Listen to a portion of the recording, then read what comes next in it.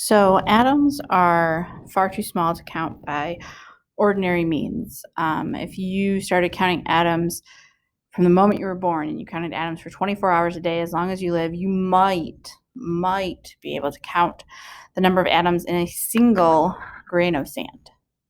So chemists have to use a different method than actually physically counting out. And so what they do is they use this unit called a mole. The mole is the SI unit of amount.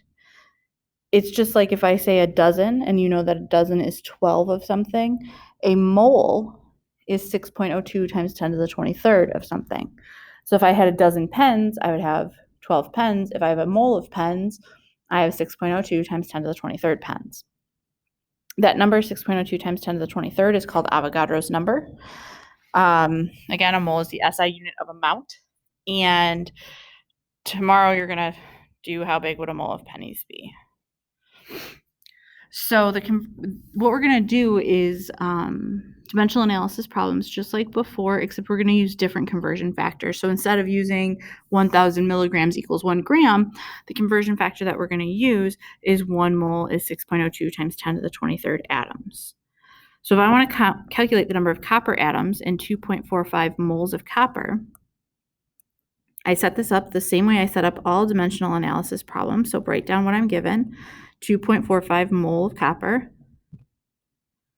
and then cancel mole of copper on the bottom.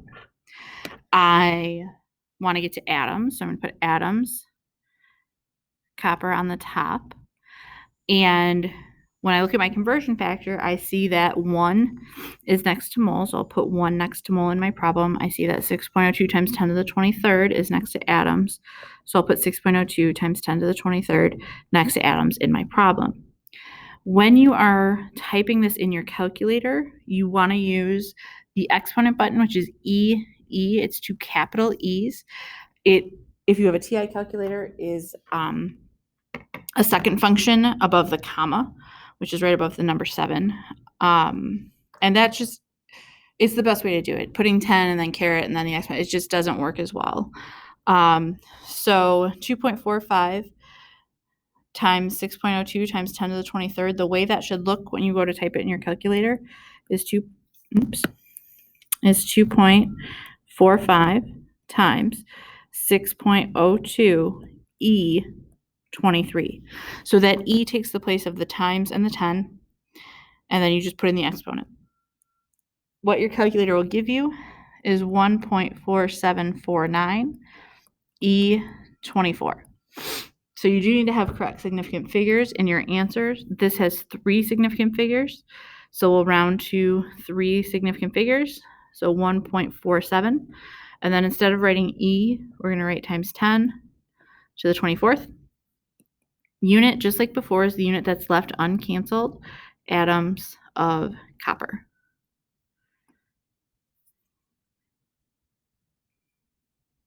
Going the other way,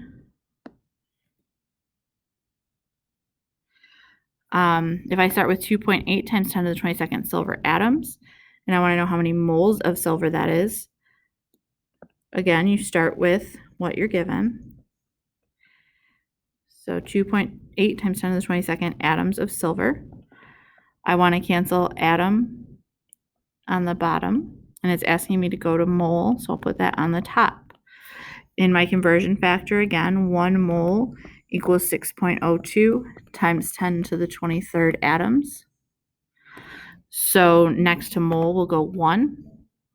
Next to atom will go 6.02 times 10 to the 23rd. And so I will end up dividing these two numbers. And when I divide these two numbers, I get 0.0465116. That's enough. There's more decimals after that, but it's okay. So again, conversion factors don't count for significant figures. So my given information had 3 significant figures because you only count the coefficient. That was weird. Zeros in front don't count. So 1, 2, 3 significant figures. And then unit that's left uncanceled is a mole of silver. A more common way that scientists deal with atoms is by using their molar mass. So the molar mass is the mass of 1 mole of atoms. Numerically, it's equal to the element's atomic mass on the periodic table. So atomic mass is in AMU, atomic mass units. Molar mass is the atomic mass, but in grams. And so the conversion factor is for every 1 mole of an atom, I'm going to have its atomic mass, which again is on the periodic table, in grams. So for copper has an atomic mass of 63.55 AMU. So 1 mole of copper will be 63.55 grams. And then you could use that as a conversion factor. So I have a 35.8 gram copper sheet, and I want to calculate how many moles of copper I have. So 35.8 grams of copper.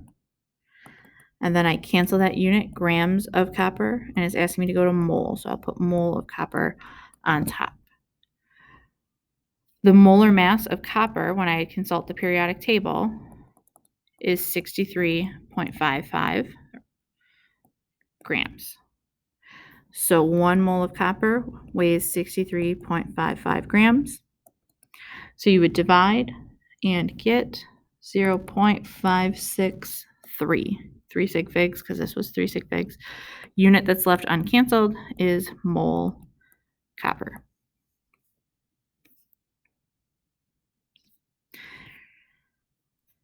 If we are calculating the amount of carbon contained in 0.265 grams of pencil lead, lead is not actually what it is, it's just carbon.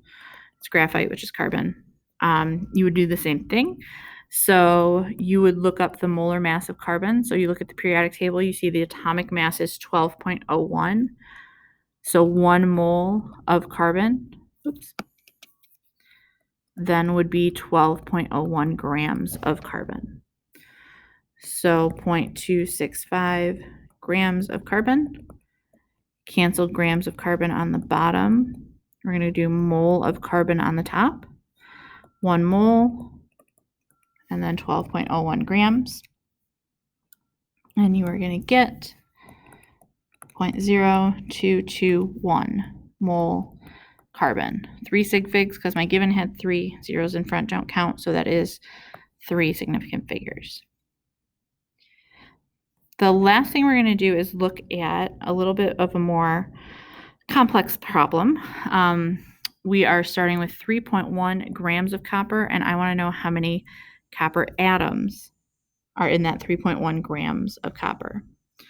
So the 2 conversion factors that I have is 1 mole equals 6.02 times 10 to the 23rd atoms, and 1 mole equals the atomic mass in grams. So I don't have a conversion factor that says this many atoms are in this many grams, but both of those conversion factors go back to, I do have these 2 conversion factors, and both of them go back to moles. So what I can do is I can take my 3.10 grams of copper, and I can cancel grams of copper and go to moles of copper first. So 1 mole, the atomic mass of copper is 63.55. And then I can cancel mole, and I can go to atoms.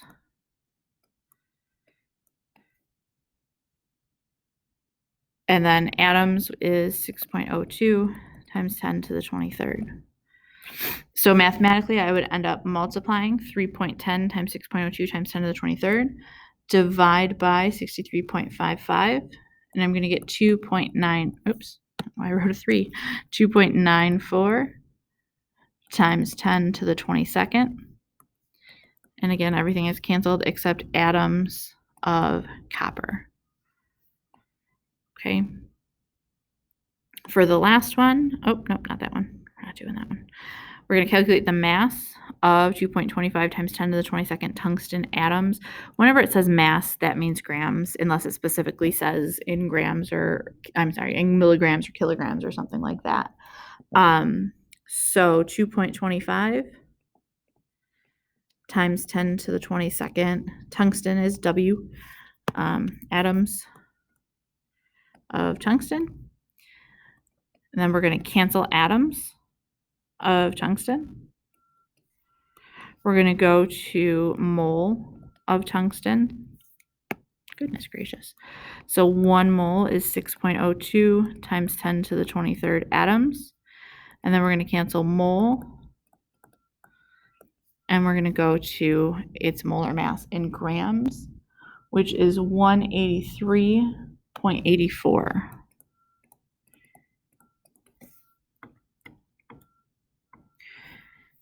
Multiply 2.25 times 10 to the 22nd times 183.84. Divide by Avogadro's number, and you will get 6.87 grams of tungsten.